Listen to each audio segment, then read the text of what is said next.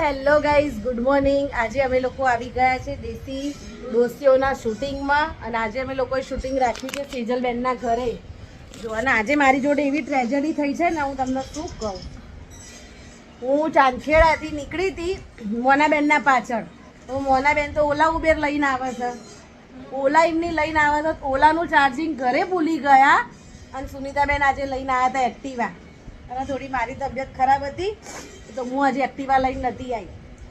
તો એ લોકોએ મને ચાંદખેડાથી બેસાડી અને કલોલ મને એ લોકોએ ઉતારી દીધી કે રાધિકા તું અહીંયા ઉતરી જા ને તારી જાતે કે તું આવી બસમાં. તો હું ત્યાંથી ગાયત્રી મંદિરથી કલોલથી હું બસમાં બેસીને મેળાદ્રજ પહોંચી સેજલબેનના ઘરે.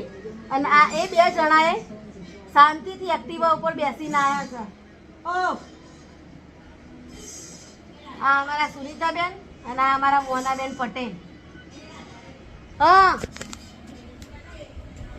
હા એસી, અરે હા સેજલબેને જો એસી લગાવ્યું છે. આજે તો ઠંડકમાં થશે ને તાર શૂટિંગ? હા ઠંડકમાં થશે. આજ તો મસ્ત સ્ટોરી લેવાનું હું વિચારીને આવ્યું, ખતરનાક સ્ટોરી વિચારીને ના હોય હા તો એ બનાવીએ સ્ટોરી. તમારી સ્ટોરી જણાવો. સ્ટોરી વિચારીને આવી. તું શું મોણા વિચારીને આવી કે સ્ટોરીઓ? એ ચાર્જિંગ નું વિચારીને ટેન્શન એટલે કશું વિચારવાની અત્યારે હાલતમાં નહીં. હું અત્યારે ડિપ્રેશનમાં છું.